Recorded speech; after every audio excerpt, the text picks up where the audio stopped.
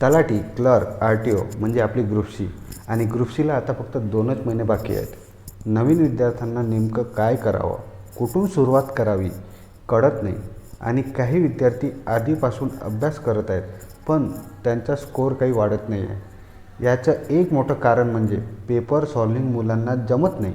फक्त नॉलेज असून उपयोग होणार नाही. आयोगाचा पेपर कसा सोडवायचा, इलिमिनेशन पद्धत कशी यूज करायची, ट्रिक्स कसे यूज करतात हे पण माहीत असणं गरजेचं आहे. म्हणून काही महिन्यापासून मी माझ्या टेलिग्राम चॅनलवर मुलांना गायडन्स देत आहे. त्यामध्ये सब्जेक्ट कसे करायला पाहिजे, कोणते टॉपिक इम्पॉर्टन्स असतात, सोबत तुमचे प्रश्न पण मी त्या टेलिग्राम चॅनलवर घेत आहे. आणि 1 तारखेपासून आपण एक प्रोग्राम लॉन्च करत आहे. यामध्ये 2020 ते 2025पर्यंत आयोगाचे पेपर कसे सॉल्व करायला पाहिजे, ट्रिक्स कशा यूज करतात आणि विदाऊट नॉलेज तुम्ही 35 ते 40 मार्क कसे मिळवू शकतात. जर तुमच्याजवळ थोडाफार नॉलेज पण असला तर तुम्ही 45 किंवा 50+ कसे जाऊ शकतात हे मी त्या पेपर सॉल्विंग प्रोग्राममध्ये तुम्हाला सांगणार आहे. जर तुम्ही इंटरेस्टेड असाल तर टेलिग्राम चॅनलची लिंक मी कमेंटमध्ये आणि डिस्क्रिप्शनमध्ये दिलेली आहे, तर जाऊन जॉईन करू शकता. तर 2025 प्रीचा पेपर बघू. ठीक आहे, त्याआधी मी तुम्हाला एक गोष्ट क्लिअर करतो की आपल्याकडे 100 प्रश्न असतात आणि 60 मिनिटे असतात. याचं मिनिंग काय, तर माझ्याकडे टाईम कमी आहे. ठीक आहे, तर 100 प्रश्न ॲक्च्युअलमध्ये ते 100 नसतात, कारण कॉन्सेप्च्युअल प्रश्न असतात, स्टेटमेंट वाईज प्रश्न असतात, तर ते ॲक्च्युअली 150 ते 200 प्रश्न बनतात. तर 100 प्रश्न 60 मिनटामध्ये टॅकल करणं म्हणजे मला माझी रीडिंग स्पीड इन्क्रीज करायला पाहिजे. माझ्याजवळ आता 2 महिने बाकी आहेत. या 2 महिन्यामध्ये मला माझी रीडिंग स्पीड इन्क्रीज करायची आहे. हे गोष्ट समजून घ्या. प्रश्न वाचल्याबरोबर मला तो प्रश्न समजला पाहिजे. ठीक आहे, मी पुन्हा तो प्रश्न वाचत आहे तर यात माझा टाईम जाणार. ठीक आहे, तर ही गोष्ट क्लिअर करून घ्या. तर मोस्ट ऑफ द मुलांचं असं म्हणणं आहे की 2023 सारखा 19-20 कटऑफ लागेल. बघा, 19-20चा कटऑफ बिलकुल लागणार नाही. का, कारण 12 लाख फॉर्म आलेले आहेत. ठीक आहे, त्यानंतर जागा आहेत आपल्या 5707. तर 19-20चा कटऑफ लागणार नाही. आणि एनी ग्रॅज्युएट अप्लाय आहेत, तर तलाठीसाठी कोणतीही डिग्री चालते, त्यामुळे 19-20चा कटऑफ लागणार नाही. ही गोष्ट समजून घ्या. तर पहिला प्रश्न बघा. तर सन 1915मध्ये महात्मा गांधीजींनी भारतात आल्यानंतर पुढीलपैकी कोणते प्रश्न त्यांनी यशस्वीपणे हाताळले. तर महात्मा गांधी 1915ला भारतात परत आले होते आणि त्यांनी आल्याबरोबर 3 सत्याग्रह केले होते. कोणते, तर बिहार, खेडा आणि अहमदाबाद. आणि हा प्रश्न तुम्हाला बुक्समध्ये अवेलेबल आहे, म्हणजे हा नॉलेजेबल प्रश्न आहे आणि हा तुम्हाला माहीत असणं गरजेचं आहे. तर नॉलेजेबल प्रश्न आला तर मी नॉलेजनी टॅकल करणार. तर पहिला स्टेटमेंट बघा. बिहारमधील चंपारण रण्यातील निळीचा प्रश्न, हो, त्यांनी बिहारचा सत्याग्रह केला होता, हे आपल्याला माहीत आहे.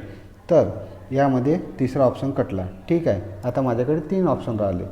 खेडामधील शेतकऱ्यांचा शेतसारा प्रश्न, हो, खेडा सत्याग्रह त्यांनी केला होता, म्हणजे मला ब पाहिजे ऑप्शनमध्ये, तर दुसरा ऑप्शन कटला. ठीक आहे, आता माझ्याजवळ 50-50 राहिलेलं आहे. तर या 50-50मध्ये करेक्शन किंवा ॲक्युरेट ॲन्सर येण्याचे चान्सेस खूप जास्त असतात. म्हणून इलिमिनेशन पद्धत यूज करत चला. पेपर सॉल्व करताना अप्रोच कसा असला पाहिजे हे मी तुम्हाला सांगत आहे. तर आता माझा जो 50-50 राहिला. तिसरा स्टेटमेंट बघा. अहमदाबाद शहरातील मिल मजूर आणि मालक यांच्यातील संघर्ष, हो, अहमदाबाद सत्याग्रह त्यांनी केला होता. पण पहिला ऑप्शन आणि चौथा ऑप्शन यामध्ये तुम्हाला क दिसत आहे. त्यानंतर ड ऑप्शन बघायचं. मुस्लिमांसाठी स्वतंत्र मतदारसंघाची निर्मिती करणे. तर महात्मा गांधीजींनी मुस्लिमांसाठी स्वतंत्र मतदारसंघाची निर्मिती केली होती का, नाही.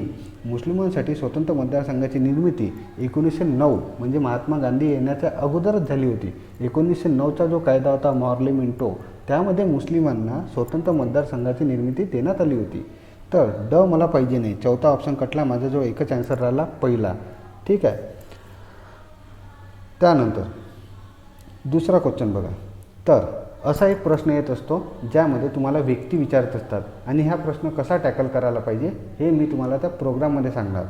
तर तासगाव मामलेदार कचेरीवरील मोर्चाचे खालीलपैकी कोणत्या कार्यकर्त्यांनी नेतृत्व केले होते. तर कुराडे, पांगे, खोत, सोनी. बघा, नाव दिलेले आहेत आणि हा प्रश्न तुम्हाला बुकमध्ये मिळणार नाही. तर हा लॉजिकल बेसवर आहे, ठीक आहे. इथं ट्रिक्स यूज करावं लागतात. तर आयोगाने याचा ॲन्सर 4 दिलेला आहे, पण प्रत्येक टाईमला वरीपैकी सर्व हा ॲन्सर नसतो, ठीक आहे. तुम्ही मागचे पेपर बघू शकता, त्यामध्ये तुम्हाला माहीत पडून जाईल. तर याचा ॲन्सर कसं द्यायला पाहिजे हे मी तुम्हाला त्या प्रोग्राममध्ये सांगेल. तर प्रश्न क्रमांक 3 बघा, खालील वर्णनांवरून कोणता समाजसुधारक आहे ओळखा. तर पहिलं स्टेटमेंट बघा, त्यांनी ज्ञानप्रकाश हे मराठी न्यूजपेपर काढले. तर मला एवढं माहीत पाहिजे का हा PYQ आहे, ठीक आहे. आणि हा प्रश्न याच्या आधी MPSCने विचारलेला आहे. तर ज्ञानप्रकाश न्यूजपेपर कोणाचा आहे, तर कृष्णाजी रानडे यांचा आहे, हे मला माहीत पाहिजे, ठीक आहे. तर ऑप्शन बघा, पहिला बाबा पदमजी, दुसरा गोपाळ हळी देशमुख, तिसरा विष्णू शास्त्री पंडित, चौथा वरीपैकी कोणते नाही. काय या 4 ऑप्शनमध्ये मला कृष्णजी रानडे दिसत आहेत? नाही. म्हणजे याचा ॲन्सर काय राहणार? 4. एका स्टेटमेंटवरून ॲन्सर निघतो आणि याला काय म्हणतात? Time consuming. तुम्हाला काही गोष्टीचं नॉलेज असणं गरजेचं आहे, खास करून PYQ तुमचे तोंडपाठ असले पाहिजे, ठीक आहे. ते एका स्टेटमेंटवरून ॲन्सर निघतो. दुसरा स्टेटमेंट बघा, सरकारने त्यांना जस्टिस ऑफ द पीस व राव बहादूर या पदव्या देऊन गौरव केला होता. तर जस्टिस ऑफ द पीस आणि राव बहादूर हे खूप लोकांना देण्यात आलं होतं. ते एवढ्या लोकांचे नाव आपल्याला लक्षात राहणार नाही आणि यावरून ॲन्सर निघणार पण नाही आहे. त्यानंतर तिसरा स्टेटमेंट बघा, त्यांना संगीत विषयाची आवड होती. तर यावरून ॲन्सर निघणार आहे का? नाही. तर फक्त एका स्टेटमेंटवरून ॲन्सर निघतो. फक्त तुम्हाला थोडंफार नॉलेज असणं गरजेचं आहे, ठीक आहे. तर याचा ॲन्सर 4 आहे. चौथा क्वेश्चन बघा, तर यामध्ये महिला सुधारक विचारलेला आहे. तर स्टेटमेंट पहिला बघा, शारदा सदन आणि आर्य महिला समाज या संस्थेच्या स्त्री उद्धाराच्या कार्यात त्या सक्रिय होत्या. बघा, काही गोष्टी अंडरलाईन करत चला. काय म्हटलं इथं? सक्रिय होत्या. त्यांनी विचारलं आहे का इथं की स्थापना केला आहे? नाही. सक्रिय म्हणजे पार्टिसिपेट करणं, ठीक आहे, सहभागी होणं. तर वाचताना ह्या गोष्टी समजल्या पाहिजे आणि त्या पण एकाच रीडिंगमध्ये. दुसरा स्टेटमेंट, 1913मध्ये समाजसेवेच्या कार्यासाठी त्यांना सरकारने कैसरे हिंद या पदवीने सन्मान केला. बघा, कैसरे हिंद खूप लोकांना मिळत असते, तर याच्यातून ॲन्सर निघणार नाही. तिसरा स्टेटमेंट बघा, 1894 साली त्यांनी हिंदू लेडीज सोशल क्लबची स्थापना केली. Hindu ladies social club PYQ आहे, याच्यावरून ॲन्सर मला मिळणार आहे, ठीक आहे. तर हिंदू लेडीज सोशल क्लबची स्थापना कोणी केली होती? तर रमाबाई रानडे यांनी केली होती. समजलं? तर तुम्हाला एवढं समजलं पाहिजे की पंडिता रमाबाई आणि रमाबाई रानडे यावर आयोग प्रश्न फिक्स विचारत असतो आणि त्यात तुम्हाला कन्फ्यूज करण्याचा ट्राय करत असतो. तर हे टॉपिक मी खूप चांगल्याने केलं पाहिजे, ठीक आहे. त्यानंतर क्वेश्चन बघा, 1857 यावर एक प्रश्न आयोग विचारत असतो आणि त्यांनी आपल्याला बरोबर विचारलेला आहे. तर पहिला स्टेटमेंट बघा, सातारचे छत्रपती प्रतापसिंह यांचे गेलेले राज्य परत मिळवण्यासाठी रंगराव पांगे यांनी अविरत्न प्रयत्न केले होते. बघा, पेपरमध्ये आपल्याजवळ टाईम नसतो आणि आपण खूप स्पीडने वाचत असतो. वाचता वाचता काही गोष्टी आपल्या आकलनात येत नाहीत. तर सेम इथं पण झालेलं आहे. मुलांनी इथं प्रश्न चुकवला होता. तर सातारचे छत्रपती प्रतापसिंह यांचे गेलेले राज्य परत मिळवण्यासाठी रंगराव पांगे, तर रंगराव पांगे नव्हते, ते रंगराव बापू गुप्ते होते. तर यामध्ये आयोगाने चुकवलेलं आहे, ठीक आहे. तर पहिला ऑप्शन आणि तिसरा ऑप्शन कटला, ठीक आहे. आता बघा, दुसरा आणि चौथ्या ऑप्शनमध्ये क आणि ड सिमिलर आहे, ठीक आहे. क आणि ड सिमिलर आहे. तर मी क आणि ड रीड नाही करणार कारण ते ॲन्सरमध्ये आहेत. आता मी फक्त ब रीड करणार. कोल्हापुरात 31 जुलै 1857 रोजी 21व्या आणि 28व्या तुकडीतील शिपायांनी बंद केले. तर बघा, ही गोष्ट बुकमध्ये अवेलेबल आहे आणि 28वी नाही तर 27वी तुकडी होती ती, हे समजणं गरजेचं आहे. तर यामध्ये ब चुकीचं आहे. राहिला एकच ॲन्सर क आणि ड. समजलं? तर इलिमिनेशन पद्धत कशी यूज करतात. त्यानंतर सहावा प्रश्न बघा, राष्ट्रीय काँग्रेसचे अधिवेशन आणि आयोग एक अधिवेशनावर प्रश्न विचारत असतो, हे आपल्याला दिसून येत आहे. तर यामध्ये दुसरे, तिसरे, चौथे आणि पाचवे विचारले आहे. तर एक ट्रिक लक्षात ठेवा, चौथे आणि पाचवे कोण होते? इंग्रज अधिकारी होता. चौथ्या आणि पाचव्या अधिवेशनाचा अध्यक्ष कोण होता? इंग्रज अधिकारी होता, लक्षात ठेवा. तर दुसरे कोण होते? आपले नौरोजी होते. तिसरे कोण होते? तय्यबजी. चौथे कोण होते? George Yule. चौथ्या याच्यात छोटा नाव होता जॉर्ज यूल आणि पाचवा विल्यम वेडरबर्न. मोठा नाव, ठीक आहे. तर चौथा आणि पाचवा समजलं. चौथा जॉर्ज ह्यूल आणि पाचवा विल्यम वेडरबर्न. तर अभ्यास करताना थोडं काही गोष्टी डेव्हलप करत चला. तर याचा आन्सर आहे 1. सातवा प्रश्न बघा, कायमधारा महसूल पद्धतीत कोणत्या वर्गाला अधिक फायदा झाला? कायमधारा पद्धत कोणी आणली होती? क ला क. तर कॉर्नवॉलिस याने कायमधारा पद्धत आणली होती. तो एक ब्रिटिश अधिकारी होता, म्हणजे इंग्रजांनी ही पद्धत आणली होती. आता इंग्रज लोक खरंच भारतीय लोकांचा विचार करणार होते का? त्यांचा फायदा करणार होते का? नाही. तर पहिला ऑप्शन बघा, शेतकरी लोकांचा ते फायदा करणार होते का इंग्रज? नाही, बिलकुल नाही. तर मला पाहिजे नाही, पहिला आणि तिसरा एलिमेंट, ठीक आहे.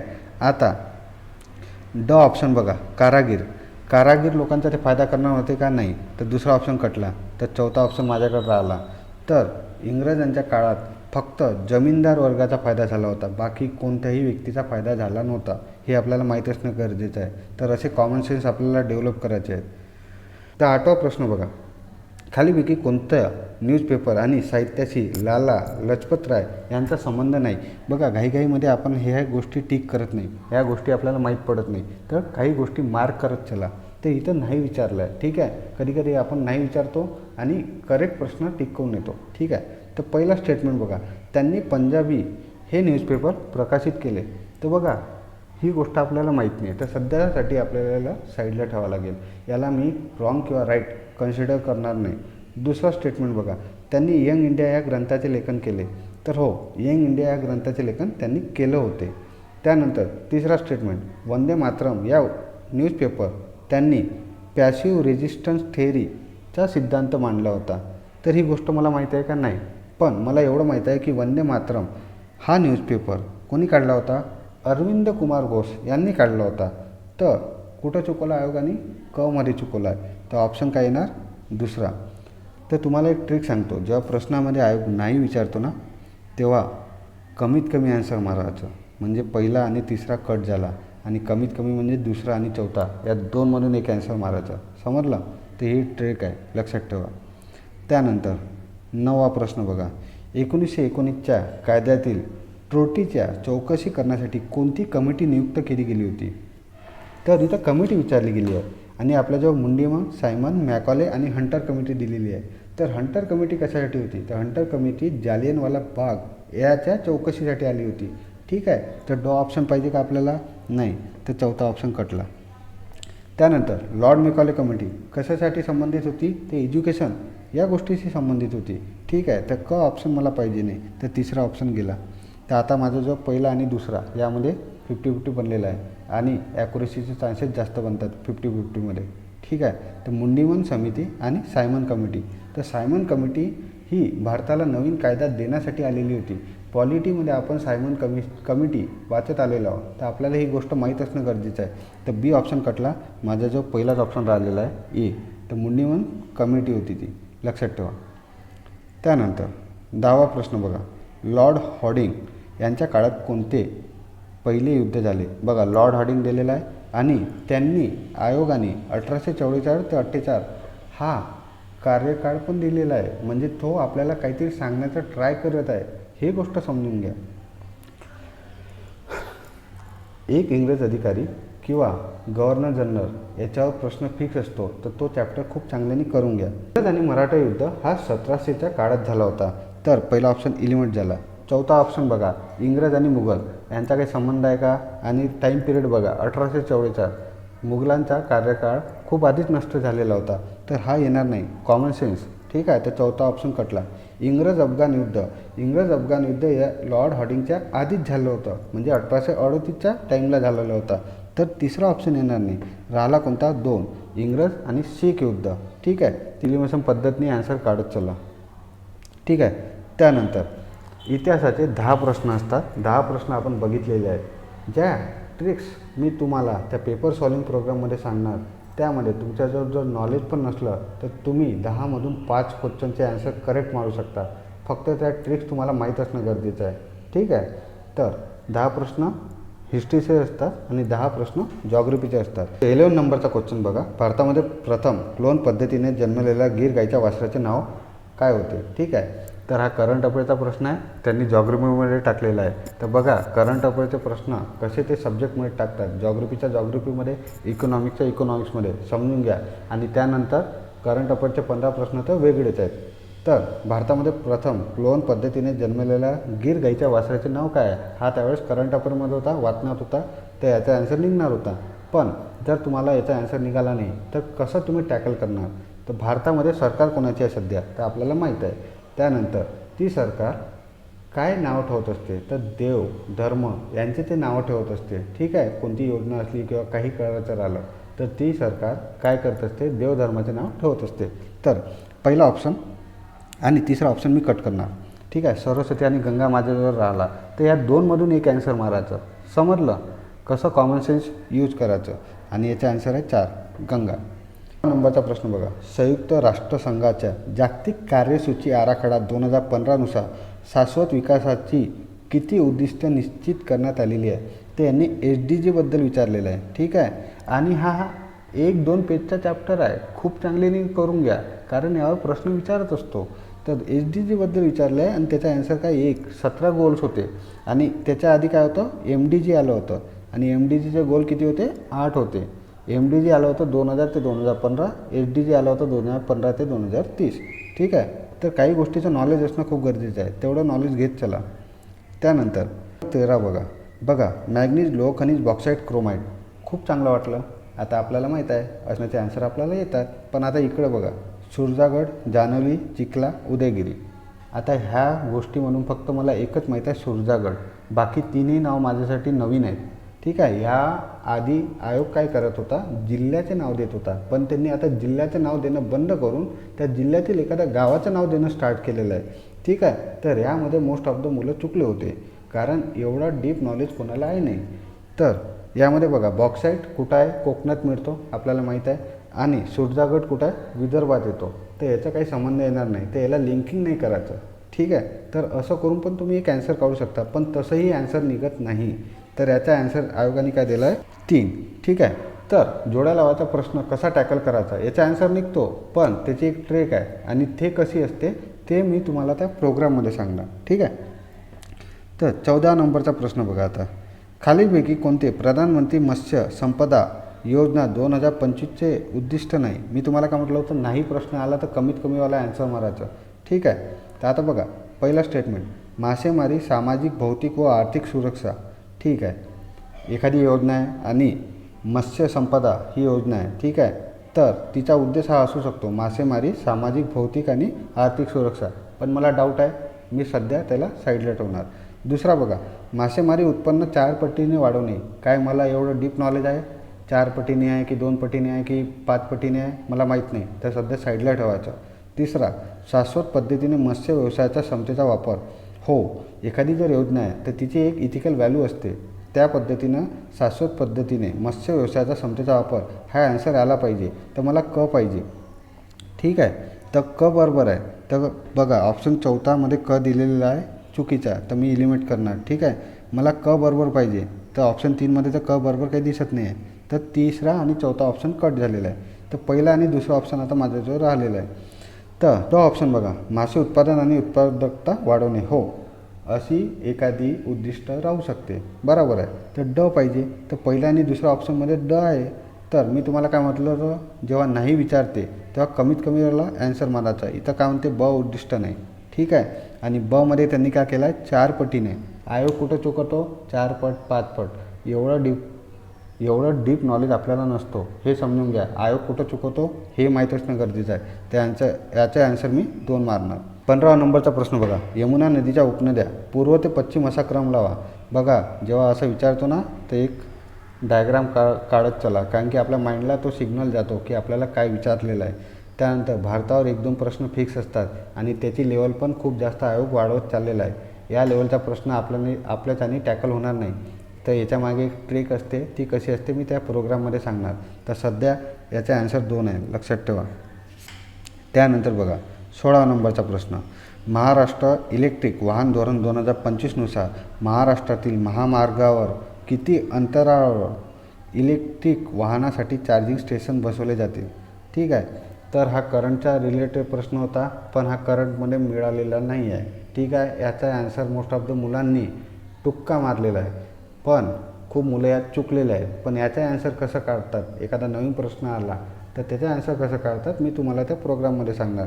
त्याचा ॲन्सर आहे पहिला. ठीक आहे. त्यानंतर 17 कोपेन यांनी केलेल्या हवामान वर्गीकरण विभागानुसार भारताच्या पश्चिम किनारी प्रदेशात कोणत्या प्रकारचे हवामान आढळते. आता कीवर्ड काढत चला. यांनी काय विचारलं भारताच्या पश्चिम किनारी प्रदेशात, म्हणजे त्यांनी डिस्क्राईब पण करून दिलेलं आहे मुंबईच्या दक्षिणेकडे. ठीक आहे. तर मला एवढं माहीत पाहिजे का महाराष्ट्रात 3 प्रकारचेच हवामान आहे. तर कसे समजून घ्या. हा आपला महाराष्ट्र. ठीक आहे.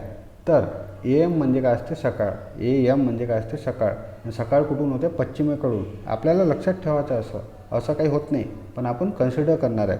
तर कोकणात सकाळ होते लक्षात ठेवा. AM कुठं होते कोकणात सकाळ. त्यानंतर A नंतर काय ते B, तर मी B लिहिणार BSH. ठीक आहे. तर हा मराठवाड्याचा भाग झाला. आणि विदर्भात काय असतो तर AW. समजला. AM म्हणजे सकाळ कोकणात होते. A नंतर मी B लिहिणार, त्यानंतर वापस A येतो पण AW.